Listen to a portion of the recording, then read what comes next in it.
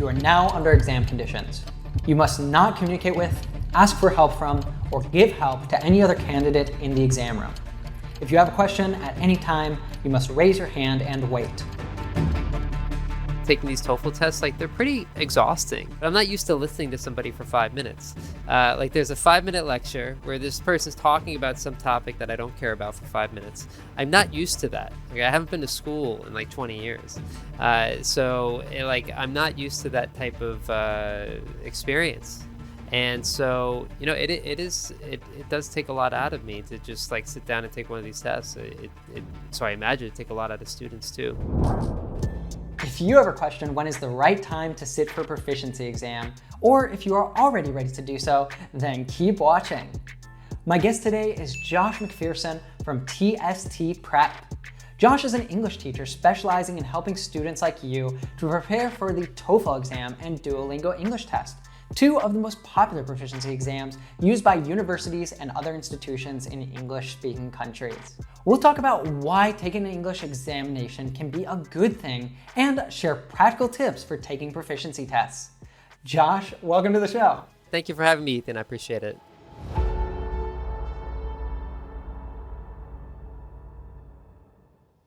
Now, before we jump into the lesson, did you know that every week we create lessons to help you to understand fast-spoken English, be understood by anyone, and connect to the world?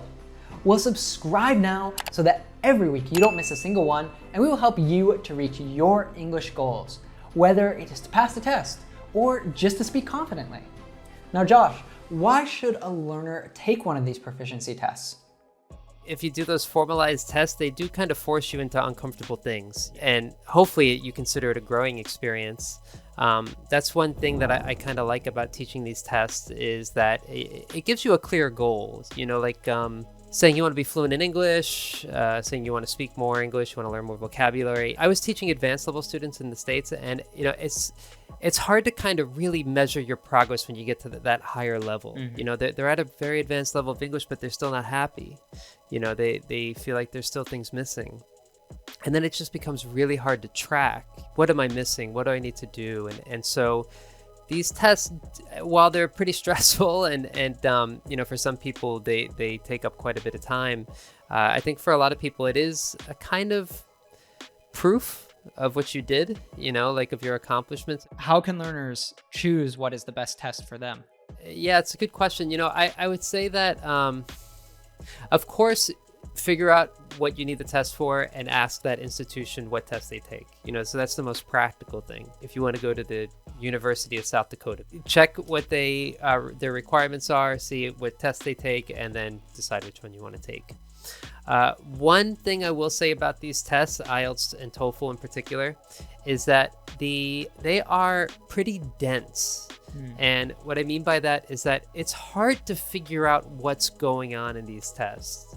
It takes a bit of time. You really have to sit down 1 day or 2 days and just kind of spend the day wrapping your head around the test. What type of questions there are, how long is it, what do you have to do, checking a sample test. The TOEFL test takes 3.5 hours to finish. So that's a long time. And then you have to learn all this stuff, the type of questions there are, how long they are, what you're expected to know. The one that has the lowest barrier of entry in terms of learning about is the new one, the Duolingo English Test. That's the one that to me is the easiest one to understand. You'll take a practice test. There's only 10 different question types. It's pretty clear what you have to do. It's pretty refreshing after doing TOEFL and IELTS, to be honest. But yeah, so that's the one that's a little less dense, and you get it quickly. So if you're a student on your own and you have a choice, I would say that one is probably the one that you can really wrap your head around the fastest. Yeah, I think that such a big part of taking these tests is not only having the information, knowing enough English, knowing the grammar rules and all these things, but actually having those kind of meta skills of being able to manage your time while you're taking the test, of knowing what the different sections are, of knowing the scoring for the different sections. And so what is the examiner going to be looking for in your answer, and making sure that you're hitting all those different things in. Feeling a little nervous before a test is completely normal, and it can even help you to focus. But when suffering from test anxiety, feelings of worry and self-doubt can interfere with your test-taking performance. As you've seen, English learners like you have many different options to choose from, such as the IELTS, TOEFL, Cambridge exams, and the Duolingo test. If you want to know the main differences between them, then I recommend you check out this lesson over on our Instagram. Now, regardless of the test that you choose, here are some practical tips if you're considering taking a test. One thing is that I would say to set a date. When you want to take the test, setting a date will make it a little bit more real, and you'll be like, okay, well, so I have to know all this stuff by this date. And then you want to make a plan about how you want to study. Usually I recommend people have a kind of overall plan, general kind of overall plan, not very specific, but just something like, how many tests you plan on taking before the test, how many practice questions you want to answer, what courses you want to take, very general.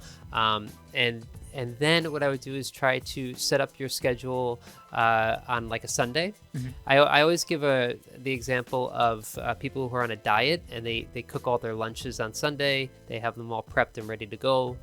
So Monday, Tuesday, Wednesday, Thursday, Friday, they don't have to think. They could just take their lunch and not think about it. You want to do the same thing for TOEFL, because what's going to happen is that every day you're going to sit in front of the computer and you're going to say, okay, time for me to study TOEFL.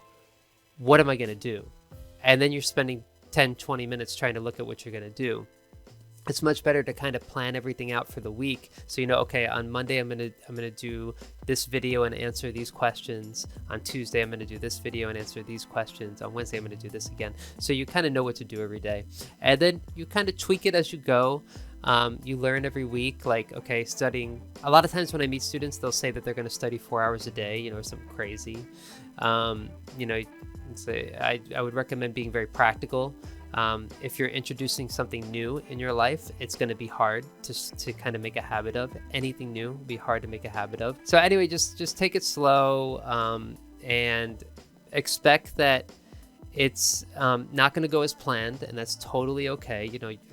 That's the thing, is that most people who take these tests, they have lives. They're a student, they're a parent. So you want to try to be practical and try to plan about an hour a day of studying. So that would be my big advice: just to be practical. Don't expect to study 4 hours a day. Nobody wants to study 4 hours a day, and take it 1 week at a time and kind of see how it goes. But definitely set a date as well to make it more real. If you're enjoying this lesson, well, there's so much more. Josh and I also shared our experience taking the proficiency test for Japanese and Catalan. And I even took TOEFL and Duolingo mock speaking tests, and Josh evaluated my performance. If you are curious to know how I did on those, then you can listen to the full interview for free and follow along with an interactive transcript by downloading the RealLife app. You might be surprised to find out that these are even a challenge for native speakers. But wait, that's not all. With the RealLife English app, you can also speak in English anytime, anywhere with someone in another part of the world. As Josh told me, getting regular speaking practice is an essential part of passing any exam. It's not enough just to study. So download the app now for free by clicking here or in the description below. Or you can simply search for RealLife English in the Apple app or Google Play Store. So here are some quick thoughts about proficiency tests. Number 1. Take a practice test and kind of gauge where you're at, see how much you think you need to improve, and then take it from there. Yeah, so I would gauge where you're at first before you start, making a 3-month study plan. You might not need it. Number 2. You have that kind of as a target, and it also just gives you some accountability and pressure. I mean, I know I did like the C1 for Catalan, and just having that, knowing that was coming up and everything, it was kind of like the kick that I needed to sit down and study every day. Number 3. A teacher doesn't hold the magic key to the secret strategy that's all you need, which is a myth anyway. But to that secret strategy, you need to get this question right all the time. And finally, number 4. I think the European scale is a nice one. I think the CEFR scale that goes A0, A1, A2, B1, B2, C1, C2 is a valuable scale, and I think C1 is a reasonable place to put the line. Where if you have a C1 certification, I think you can pretty reasonably say to anyone, hey, like, I'm fluent in this thing. Mm-hmm. and not be unreasonable. But that said, like, I showed up to Austria with a C1 certification in German, and I went to a farmer's market, and I died. Like, it was just brutal. Like, they were speaking to me in dialect, and someone gave me a 2-minute speech on how to take care of a basil plant, and the only word I picked up was water.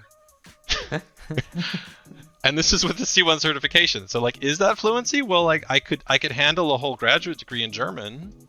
So I think reasonably so, but did it feel like fluency? Like, hell no, it was awful.